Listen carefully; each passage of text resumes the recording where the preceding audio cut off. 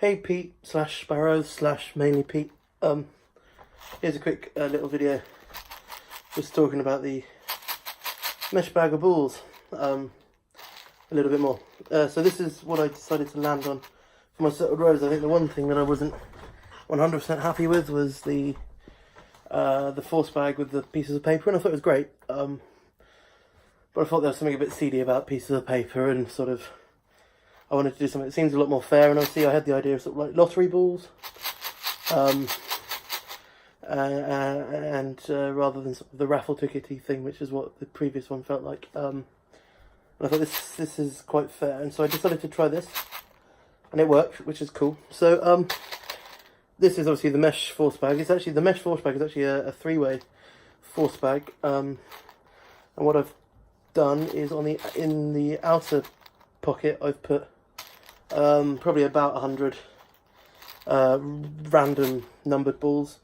Obviously the book goes up to 244, I believe, page. So I started at 244 and I worked backwards till I think I got to actually about 130, something like that, just over 144. So it was just over 100 balls, I think. Maybe it was just under, maybe I got to 144 and then I stopped. Anyway, and then I added just a few more at like 106 and then like 113, just so there was just a few extra random ones. And then with the rest of the balls, I stuck them, I wrote the number 72 on. And when I first did it, I stuck them in the other side, so the other far pocket. But because there was two mesh linings between them, when you sort of held it to the side, it looked a bit like there was sort of a divide, and the colour was different between the 72 balls and the normal balls because there was two bits of mesh between them. So what I've got now, and this actually works really well, is actually the 72 balls are in the middle compartment. So if we look here, I'm trying to do this without them all falling out. If we look at the top of the thing, on the outer compartment here, which is easy to find because it's obviously the velvety bit, this is all random numbers, so I pick one, it's 227, and I pick another, it's 191, and I pick another, it's 163. So that's really cool. And then instead of being at the other side, it's actually just in the middle, which is still really easy to get to from there. You just pull one tab open, and these are sort of staggered so that it's really easy to go from being in the far end to just pulling one open like that.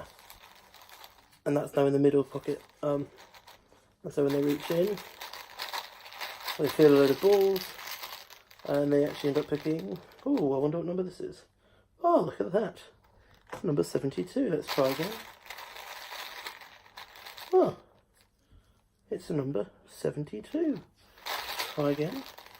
Oh yes, it's a number 72. So some handlings with this now that I've sort of worked out from playing with it a bit. Number one is shake it a lot. This keeps all the balls displaced because especially if you've been storing it for a while, sometimes they can some balls like end up here and they sort of stick in the mesh a bit, and that doesn't look very good if you've got a ball stuck in the mesh. So just keep shaking them. It also stops people sort of focusing too long. I mean, you can't see the difference between one pocket and the other, but it just keeps it looking random. Make sure you hold. This is the one thing. Unlike with the folded pieces of paper where they couldn't see what was written on them, here, especially the person on stage will be able to see. If I hold that there, you can sort of read some numbers. Now, obviously, if I held it this way around, you could read the number 72 a load of times. Now, even actually then, that still looks like a load of different numbers, but for extra safety, always hold 72 to you. And that also allows you to see which way around to hold it, to know which pockets to open for them to stick their hand in. So yeah, that's that really. These are quarter size ping pong balls, because I started looking at lottery balls, which are basically ping pong ball size, and I thought that's probably going to be too big to fit sort of 200 what's meant to be 244 in here. It'd probably be too big and it'd be a bit awkward, and you'd feel the big ball that you can't reach because it's behind the mesh sort of thing. So these are quite small, which is quite nice. They're big enough that people can sort of see them on stage as a load of balls, and you can sort of see from the audience that there's some things written on them, but they're small enough that the audience aren't going to be able to pay too much attention to what's written on them, or too much attention to the balls and stuff. So it's nice and safe for stage, and also still quite cool for close-up. So that's really that.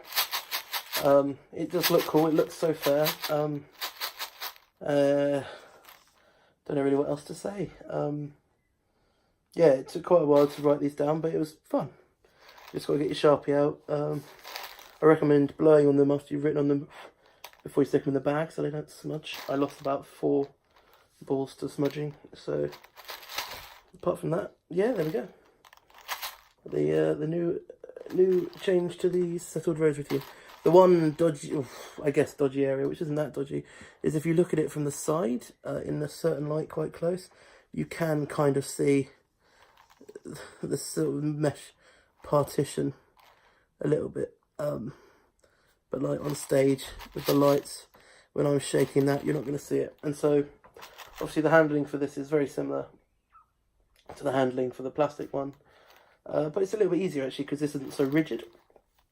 The problem with the plastic one is because obviously it has to be quite thick to hide the force pockets. It was quite sort of thick. It was like thick plastic, and so you had to sort of, it wasn't quite loose. So this is like really loose meshy bag. And so you're holding it, numbers out to people, and you bring it out of your, wherever you bring it from, numbers out to people, and you give it a shake. And you say to your volunteer, just take out a couple, one at a time, just take out a couple and read them, just so we know they're all different. And they'll fit the hand in. They will not feel the 72 balls, because there's just so many balls in here. They'll just fit the hand in and grab 1 or 2. 179, put it back in, grab another. 147, put it back in, grab another. 237, cool. Do you want to grab any more? Or are you happy that they're all different? You're happy they're all different? Great. And at that point, you're happy they're all different? Great. All I've done is just close the bag with my hand, and then when I go to reopen it, as I'm talking, as I'm pattering, I simply just grab the middle partition like that.